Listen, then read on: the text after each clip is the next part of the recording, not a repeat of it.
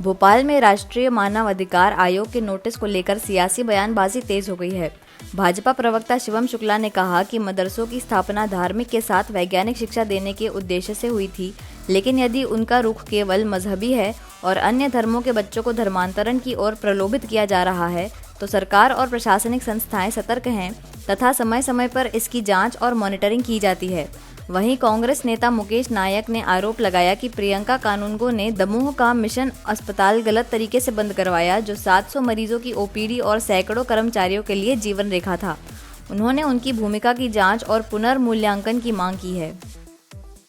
देखिए, सबसे अव्वल और महत्वपूर्ण बात यह है कि मध्य प्रदेश में या देश के किसी अन्य अंचल में मदरसे धार्मिक शिक्षा के साथ एक साइंटिफिक टेम्परामेंट वाली शिक्षा देने के लिए स्थापित किए गए हैं, लेकिन उनका जो रुख है वो मूलतः मजहबी है। उस स्थिति में अगर अन्य मजहबों के अवयस्क बच्चों को किसी षड्यंत्र के तहत धर्मांतरण वाली शक्तियां ऐसे उनको अपने धर्म की ओर प्रलोभित करना चाहती हैं, तो उसको लेकर के हमारी सरकार भी सजग रही है। हमारे इस प्रकार की जितनी भी प्रशासनिक अंग के अन्य संस्थाएं हैं वो भी लगातार समय समय पर स्क्रूटनी और मॉनिटरिंग करती रहती हैं। तो एक सतत प्रक्रिया के आधार पर ये तमाम चीज़ें हमारी सरकार सुनिश्चित करती है और इस दिशा में आगे बढ़ती है। तो स्वाभाविक तौर पर अगर इसमें कहीं पर भी कोई इस प्रकार से लापरवाही की गई होगी, कोई इस प्रकार से इसमें बदनीयती के साथ बच्चों को भ्रमित किया गया होगा, तो उसको लेकर के कार्रवाई करने के लिए सरकार के सभी अंग कटिबद्ध हैं।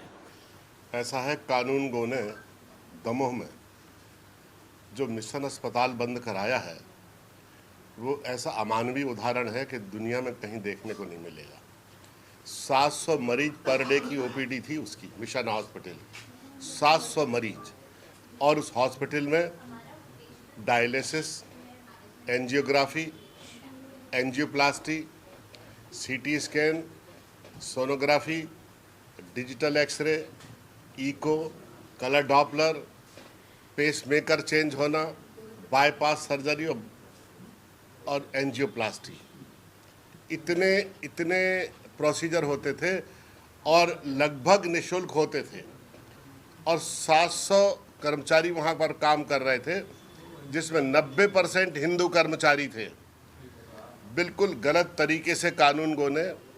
मिशन हॉस्पिटल को बंद कराया, केवल इसलिए कि वो मिशनरी के द्वारा संचालित हॉस्पिटल था। मैं ये कहता हूँ कि कानूनगो की जो भी भूमिका है उसकी इंक्वायरी होना चाहिए, उसकी जांच होना चाहिए, और ऐसे व्यक्तियों को मानव अधिकार आयोग का सदस्य बनाया गया है, इसका पुनर्मूल्यांकन होना चाहिए, इसका अवलोकन होना चाहिए, और सुप्रीम कोर्ट के एक जज को बैठालकर उनकी समस्त भूमिका का अवलोकन होना चाहिए कि किस तरह के लोग हमारे सोसाइटी में समाज के सौहार्द को, शांति को, रोजगार को, लोगों के चिकित्सा सुविधाओं को, लोगों की शिक्षा सुविधाओं के साथ किस तरह का खिलवाड़ कर रहे हैं, इसकी जांच होना चाहिए।